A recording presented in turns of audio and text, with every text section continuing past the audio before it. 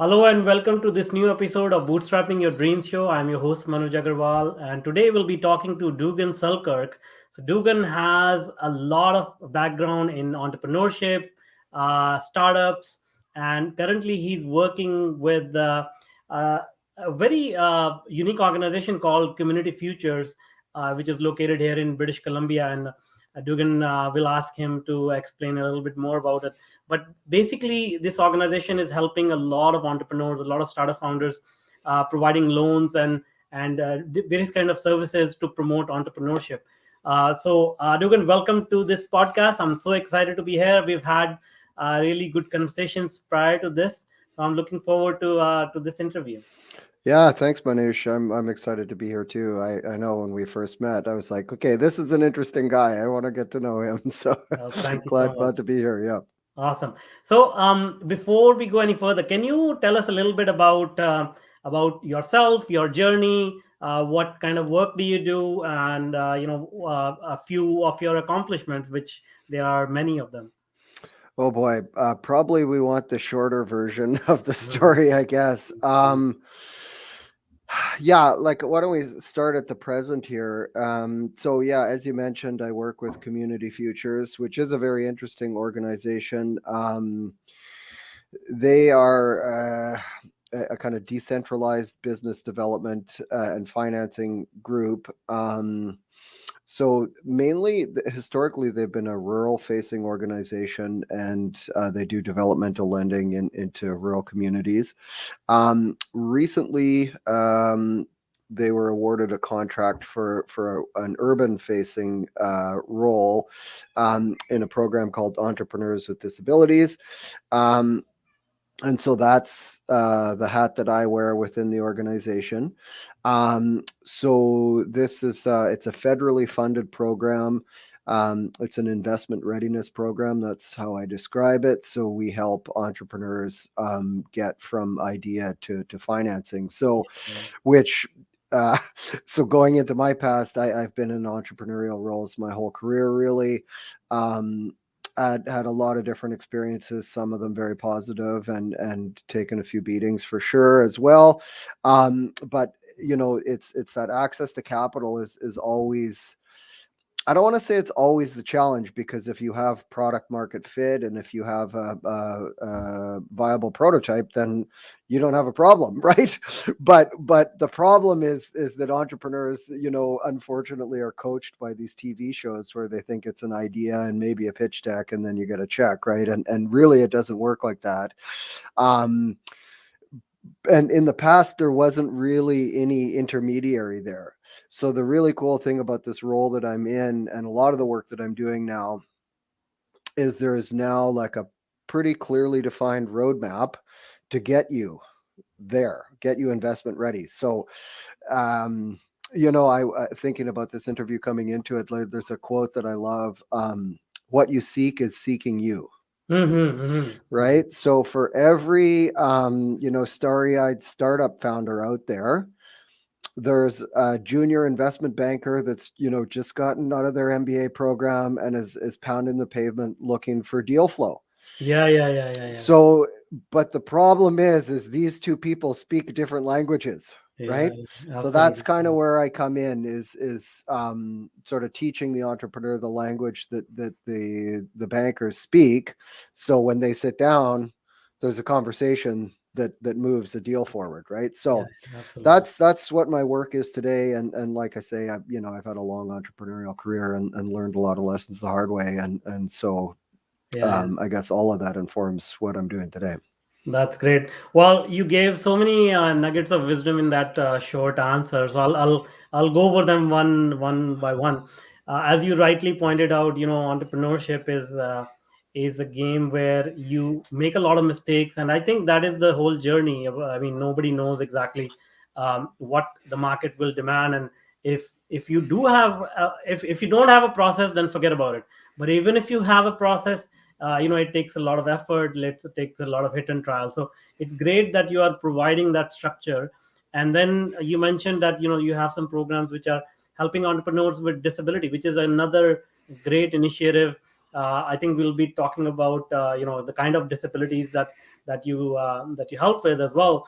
And then yeah, I mean, just sort of promoting entrepreneurship, helping people, because it does get lonely. I mean, there is no unfortunately internship that you can join to become an entrepreneur. If you want to become a doctor, if you want to become an architect, if you want to become an accountant, there are certain things you could do to get that experience. But entrepreneurship is like, you just dive in, right?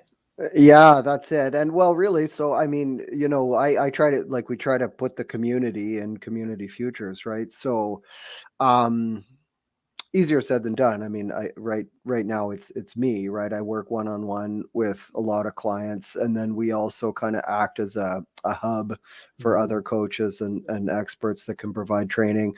We do some cohort based um, learning, which is great because that gives this kind of Mhm. peer to peer sort of environment, which Yeah, is really beneficial. And that's kind of like, if you come out of anything that we do, like, have some community at the end of it, right? Like, you might come yeah, out going like, this is not for me, there's no way I can do this, and that is a viable answer for some people. yeah, yeah. um but yeah, so we try to provide create that space for people to get together and share ideas. And there's a lot of programs like, what you guys are doing with Startup Vancouver is similar, just getting people in the same room and you start to meet the same people. And one of the big things with doing a startup is it's your team, right?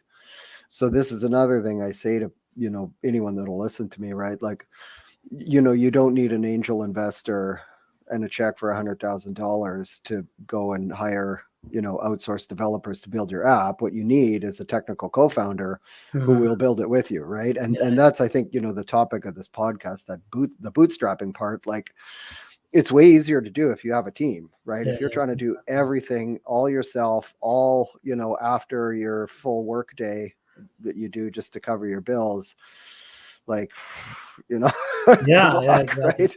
And a lot of Yeah. people make that mistake. And the thing is that we don't realize that we cannot be good at everything. We can only be good at a few things. I was coaching another entrepreneur, startup founder, and I was advising him to hire a UX designer because he is trying to put some graphics together. But he said, "Oh, no, no, no, I can do it myself." And he spent probably like 2 weeks struggling with it. And I said, is that 2 week time period, like, is it going to come back, or wouldn't it be better to just hire somebody? So I mean, everybody has to go through their journey, so it's a process. But please tell us a little bit about the program, about the disabilities, and Mm. why that is so important. Yeah, well, um, so early on in this program, we sort of discovered, and it was like, when I found one of so another organization that's involved is called Rise Helps. So they're a charity funded lender based in Toronto. Okay. So we work together in this program, and they're kind of our go-to first source of capital. Uh-huh. So I found that organization first, and reached out to them and said, hey, like, they were advertising that they're expanding across the country. They didn't have anyone in BC yet. So I said, hey, look, let me be your guy, right? Mhm. This is me. And they said, well, we've just partnered with this organization, Community Futures. Here's a job description. Please apply. Okay. So, you know, as an entrepreneur, every sort of few years of trying to do it all yourself, like, for me anyway, you sort of hit the wall and go like, why am I doing this? And Yeah, like, yeah, you apply for a job, and then you realize that entrepreneurship isn't really a hireable skill set, right? Um, yeah. but it turned out it was for this role. So coming into it, I was like, look, either you hire me or I'll be your first client, right? Yeah, yeah, So obviously the latter, no, the former happened. They hired me, and I've had an interesting path. I sustained a couple of brain injuries, sports related brain injuries. Mhm. So I've had the experience of kind of going into this limited abilities, let's say. Yeah, yeah, I was not able to do what I did before for a Mhm. long time, like measured in Mhm. years. Mhm. Um, And I didn't really even see it until, much later, when a lot of the recovery had happened. And I was like, oh, that's what that couple of years was. It was, result of a traumatic brain injury. Yeah, yeah, yeah. So but it also shed a lot of light into, and then coming into this program, and we've worked with hundreds of people, and a lot of us entrepreneurs have characteristics. We joke like entrepreneurship is almost a mental health diagnosis Yeah, that's on very its true. own, right? And if not, it kind of exacerbates a lot of the kind of low-lying conditions: anxiety, Mhm, depression, ADD, OCD, that kind of thing, mhm, right? Like mhm. you mentioned your coaching client who's Yeah, obsessing over UX design for weeks when yeah, really just hand it off, right? yeah, yeah, Um, so, we sort of identified early on that probably, like, Bill Gates, Steve Jobs, and Warren Buffett probably all could have qualified for our program. mhm, All you do is self-identify as having an ongoing physical or mental health condition that acts as a barrier to your mhm. self-employment. So, what does that look like? Okay, say anxiety, right? If you Yeah, can't yeah, pick up the phone and make sales calls, that's a barrier because you have anxiety, right? yeah. Um, if you have bouts of depression where you can't get out of bed for a couple of days, that's a barrier. But Mhm. the good thing with entrepreneurship is, on those days you can be doing analytics, you can be doing your bookkeeping, and then on the days where you're up, that's when you make your sales calls. Or Yeah. so you can really structure your business around your highs and lows, and your skills, right? So we launched into this, and quickly discovered that there were really kind of two different sets of people coming into the program. One, there was a small cohort of people that had, what you would consider visible disabilities, that were running going concerns. But the bulk of the intake were people that had um, a disability and were just looking for a Mhm. way to move along the income generation spectrum. So, okay, great. And then from that subset of the population, there were a couple of people with sort of those traditional, like, wheelchair or Mhm. other kind of visible disabilities, but then all of the rest of them were mental health challenges, right? Whether like Mhm. diagnosed, on support, or not. Yeah, yeah, yeah.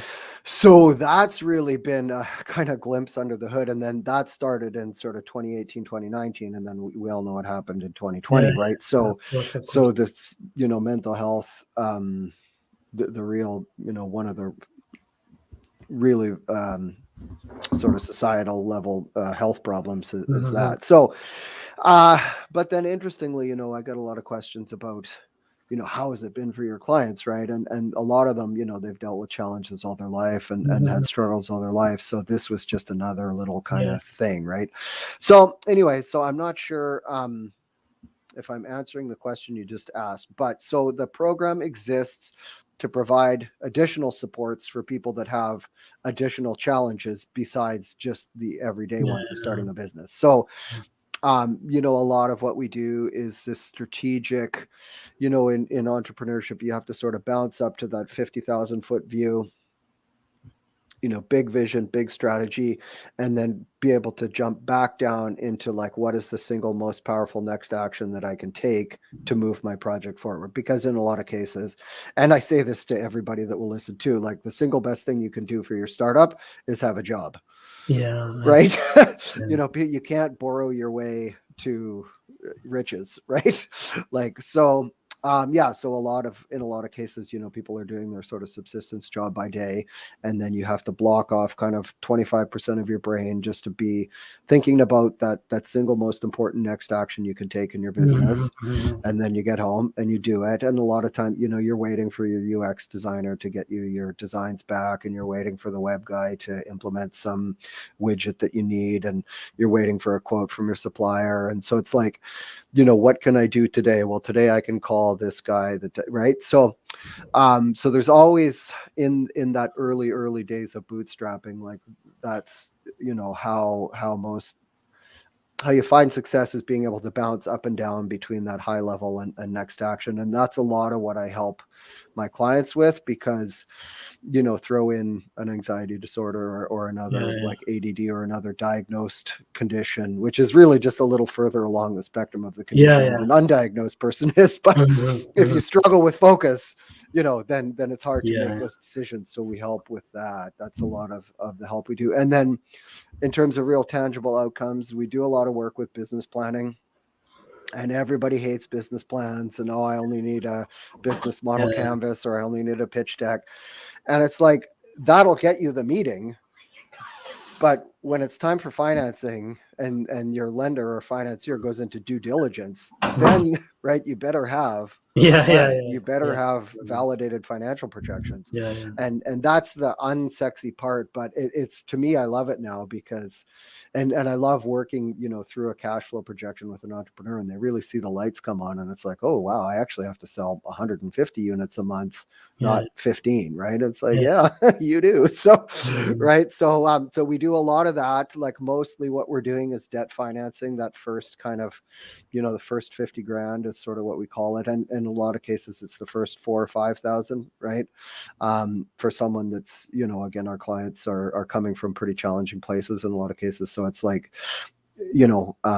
if you have a health challenge for a while, you're not generating income, bills aren't getting paid, your credit score gets affected. Then when you're kind of back on the horse and your credit's still in the ditch, like, where do you go, right? So fortunately, we are there, and we have some lenders that we work with that can sort of look at the big picture. So, but in those cases, that really rigorous assumption validation needs to be there, right? How many products can I Absolutely, sell? What absolutely. is the plan of marketing plan to sell that number, right? So again, a lot of people are terrified by this work, but I'm like, look, what you did here is the same amount of work as you'll need for a $400,000 commercial loan or equity investment, right? So it gets people used to that work. And again, just speaking in the language of the financiers, like, what is your customer acquisition cost? What is the lifetime Mhm, value of that mhm, customer? mhm. Those are the two major ones, right? Yeah, yeah, absolutely, absolutely. Yeah. So that's No, kind of what we help with. Yeah. that's great. And as you pointed out, there are so many moving pieces in this game of entrepreneurship, and a lot of people just want to get to the finish line of counting the money. And as you said, like, business planning, cash flow projection, selling, all these things they require a unique skill. And especially if you are facing a challenge, mentally or physically, I think, as we discussed earlier, pretty much everybody can be qualified to have a mental challenge these days, because the world around us is so how can I say, full of stimulus and confusing. So many things are coming at us, but very, very admirable work what you're doing. So let's talk about mental health right now. Mm. So, because I think that has become a very, very big issue in the past 2 years, especially. And some of the statistics that I know, that entrepreneurs, they generally 48 to 58% of the entrepreneurs they have, even if they are like, they are perfectly sound, but after they start their entrepreneurial journey, they get into these psychotic um, episodes. So what has been your experience in terms of the rise in concern about mental health, like the general sort of sense of how people are feeling, and how has it affected their ability to execute in the startup industry or entrepreneurship? Mm.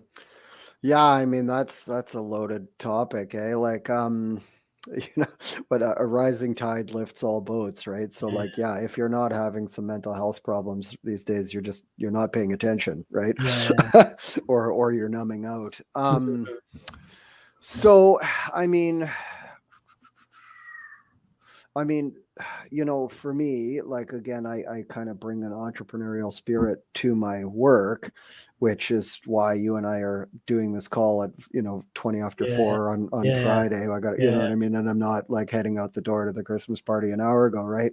yeah, Um, so yeah, like, another thing that I say to any of my clients that will listen is, uh and we even bring it up on the intake, like, what are you doing to manage your mental health right now? And a Mhm. lot of people have counseling and their family and stuff, and it's like, okay, great, but that is not going to be sufficient, right? What Mm, you're doing today to maintain a baseline in your given circumstances will not be sufficient to maintain that mm, baseline when you mm. have suppliers, employees, Yeah, yeah, accounts receivable, invoices due, you know, ad spend out there. Like your ads aren't converting how you think they're going to. Like, it's not going to be enough. yeah, So, and yeah, I have to tell myself this all the time too. So, like, really prioritizing a self-care program is so important. I mean, for me, it's yoga and meditation yeah, in the mornings. I try to get outside at least an hour a day. Right now that looks like taking the kids to the playground, so it's not quite as intensive as my previous life. But so like those are the big ones for me. Diet's really important for me too, because I don't get as much exercise as I'd like to, so I have to make sure I'm eating clean and healthy. yeah. um, so those are kind of proactive things. The other thing that's really important for me is shutting off the news, right? Mm, mm. Media in general. And just from a mental health perspective, but from a time perspective, right? Someone say, "Oh, I don't have time," right? Well, shut off, Facebook, shut off Netflix, Mhm. and quit drinking, Yeah, and you'll have way more time than you thought you did, right? Like, absolutely. so those are just their mental drains, Yeah, and sort of inversely inspirational. So I do try and um, you know sort of populate my feeds, um and like these are alternative, like I'm not on any of the real mainstream media channels except for LinkedIn, I guess, where we connected. But yeah, so really, really tuning out that noise and being really specific about what kind of messages you're allowing into your brain, right? yeah, So those are kind of the three big things for me. I mean, again, community is a big one too, and that's been yeah. so challenging for the last, going on 2 years, right? So I Mhm. really, really try to do that. Like, if anyone will have a coffee with me, I'm there in person. The Zoom meetings are they're better than nothing, right? And Yeah, they yeah, do yeah. allow people from all around the world to get together, and it's kind of the new normal. So, those are really good. Getting out of your space, that's another thing for me too, right? Like, I go, unfortunately there's days where I don't step out foot of my house, which is not Mhm. good. I really try Mhm. to. So just getting out of your space and getting out into the world and moving and breathing fresh air and stuff, those are really important things for me. But then you really have to find what works for you, Yeah, right? yeah.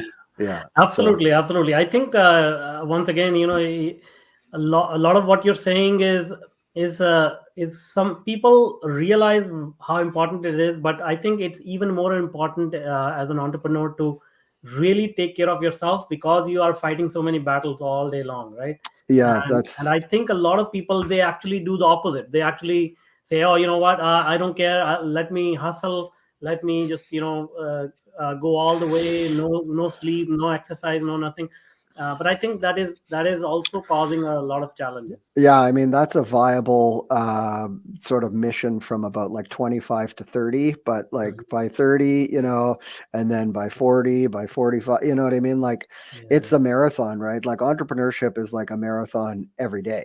yeah, yeah, So yeah, and it's funny, I'll come out of my room, the office here, and my partner will be like, "Oh, did you get everything done?" And it's like, no, like, of yeah. course, you will never ever get everything done. And Yeah, I learned that years and years ago. Like, you will never get it all done. You will never be done. There'll always be something nagging at you. So sometimes you just got to be like, "I'm taking the dog for a walk. See you later." Right? yeah, yeah, And yeah, the last startup that I launched was really around.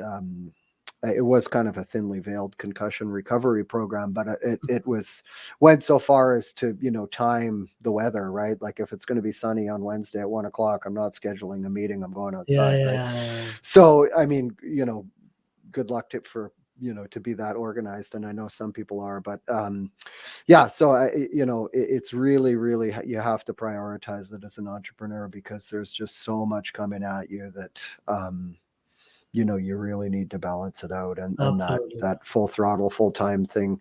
I mean, that's who we are. So Yeah. that's why you really have to be purposive about it, right? Like, Absolutely, yeah. absolutely. That's great advice, and I love the way that you said that you actually timed your meetings according to the weather and everything. So that's very smart. And one more thing you said was, I think you repeated it a few times. Like I tell the entrepreneurs or my clients, those of them who will listen. So that is another thing that I find that entrepreneurs are generally very very headstrong. And tell us a little bit about that. Like, how many people do you think actually listen? Well, this is funny. Yeah. So I have, I've probably worked with 200 businesses in the last 2 years, financed Mhm. probably 20 of them, right? Mhm. So that Mhm. gives you an idea of the percentage that listen. Mm. Right. So and it's weird, like, we can get into psychology and stuff all day long, but I mean, Yeah. a lot of, like, you do have to be headstrong, you do have to do that. Yeah. You have to have a certain level of cognitive dissonance, like my startup's going to succeed where 97% of them fail, right, but I'm going to succeed. Yeah. So you do need to have, and like I say, if that is a little bit crazy. So you are Yeah. right out of the gate qualified for our program, so come and see Yeah. me if you want some help with that. But and that's really how I validate, the level of investment I'm going to make. Both, we have funds that we invest in our clients, and then my own time with the client. And again, I don't want to make anyone wrong or bad here, but like a lot of people I find, escape into their business idea as a safe mental escape Mhm. zone, right? And Mhm. again, especially people coming from a trauma background, Yeah. and right, so they have this elaborate plan in their heads, and but that's what it is. It's just an escape plan, right? Mhm. And so that's just something that's kind of dawned on me recently, like that. And then a lot of people are, and again, trauma is a spectrum too. Like, if you grew up on planet Earth, like, you've got some trauma, right? Mhm. So people are, they have their back against the wall, they're defensive. That's all fear based, and that's, so I can see through that. I know that that's fear. It's and there is there's ways through that, right? So again, I should say, like, I try not, if I have an hour with someone, I'm not telling them what to do for the, you know what I mean? I'm asking them, Mhm. I try to ask the questions to get the entrepreneur to come to the conclusion on their own. And like I say, if there's a place, if one of the questions is like, should I be working right now, or should I be putting all of my time into the business, I'm like, you should definitely be working, because it's going to take way more time and way more money than you think it's going to get this thing going. Yeah. And Yeah. you can't just borrow all the money to get yourself there, right? Yeah. Yeah. So Absolutely. so yeah, those are a couple of round answers to pointed questions, but Yeah. Yeah. um No, that's very funny. It's similar to my experience as well. And yeah, I mean, as you said, like, it's a chicken and egg situation where you got to be headstrong, but you got to be flexible as well. mhm. Now, talking about flexibility and listening, uh, you also provide mentorship. I mean, Community Feature provide mentorship. You are a experienced entrepreneur yourself. What is the role of mentors in one's success? Well, yeah, great question. And I'll let you know when, and well, let's have another talk in a couple of years here. Mhm. But it's funny because, yeah, like you mentioned earlier in the call, like, where is that community, right? And so, for me, the mentors I've had are the books that I've read, and Mhm. and the rest of it's kind of been learning by mistakes, right? Like, Yeah. Yeah. don't do that, right? I saw what happened. So then the flip side of that, like, so with Rise, our lender, um, one of the requirements or inclusions with the loan is a formal mentoring relationship. Mm. And so, for anyone that's listening that wants to get involved in mentoring, there is opportunities for that as well. Um, but yeah, there's a statistic that they quote on the website, and it's I won't recall it correctly, but it's a significant, like it's something like 57% Mhm. better outcomes. So of those, 97% of businesses that fail, of the 5% that succeed, the percentage of those that have a mentor, you know, it, I'm murdering the statistic, but it's a visible difference, right?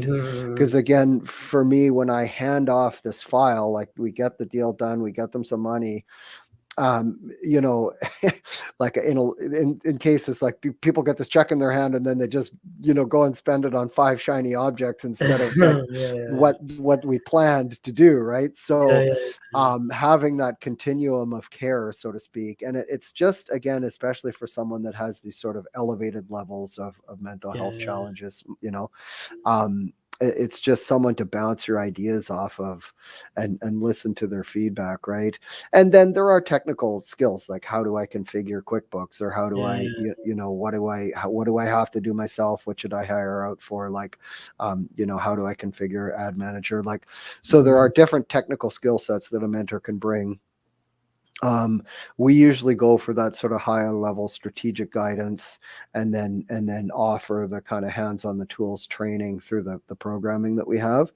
um, but that said, it is a challenge, right? Like, um, Mhm. there's a small it's a challenge to find someone that really has sort of the business acumen Yeah, yeah, yeah, and the yeah, yeah. time, right? So Absolutely, there's, absolutely. yeah, so it is tricky, but so we're always sort of looking for mentors as well, and again, you get what you put into it, right? So for the people that really lean on their mentors, they get a lot out of it, and the ones that just sort of do it to check the box, Yeah, you yeah. know, yeah, Absolutely, absolutely. yeah.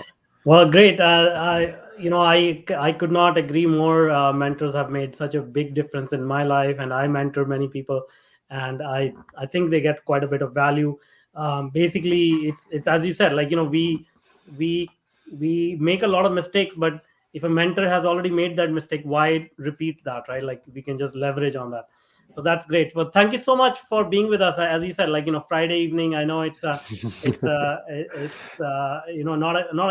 not the typical time that we schedule these interviews, but I'm so thankful for your time and for your wisdom. Thank you so much.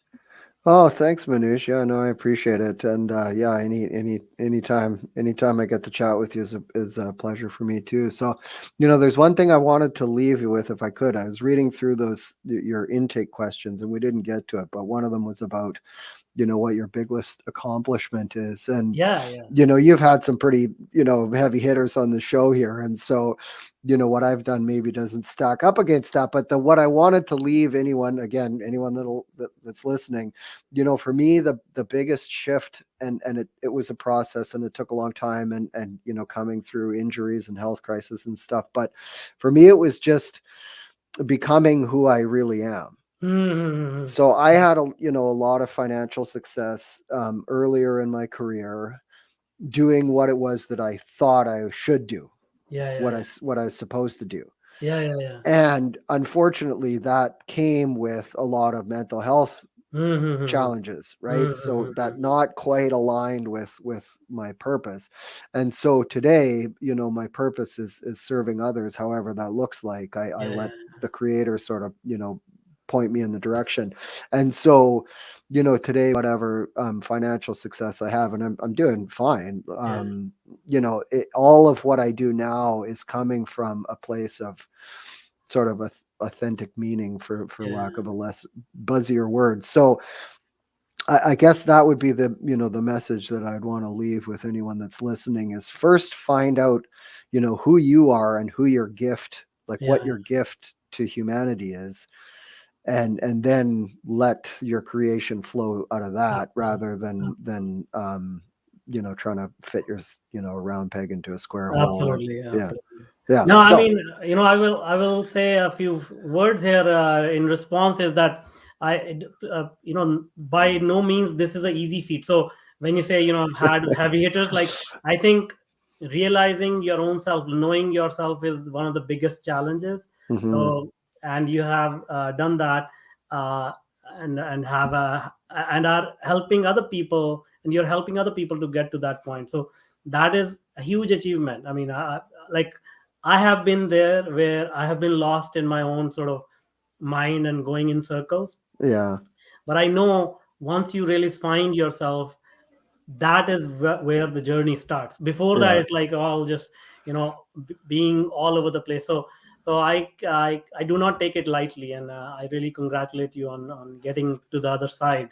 uh, Yeah, thanks. It doesn't happen overnight, and yeah, it's a process of making mistakes and Absolutely. stuff too. But if you focus on the right thing, then all of the rest of the stuff sort of falls Exactly. together, right? So that's yeah. Well, this is great. I'm glad we got to share that. Absolutely. Now, before I let you go, can you tell us if people want to reach out, how what is the best way they can do that? Yeah, so you can find me on LinkedIn. It's Dugan Selkirk. I'm the only Dugan Selkirk on LinkedIn. And then through Community Futures, if you can Google Community Futures or the Entrepreneurs with Disabilities program. So we have a bunch of different programs there. So there are a few other people like me in our organization that serve sort of different niches of our community. So yeah, those reach out that way. And yeah, feel free to connect with me on LinkedIn or come through Community Futures if you are actually in that sort of startup phase and want some help. We're easy to find. Absolutely. Thank you so much. Awesome. Thanks, Manoj. Happy Friday. Thank you. Thank you. Thanks. Bye.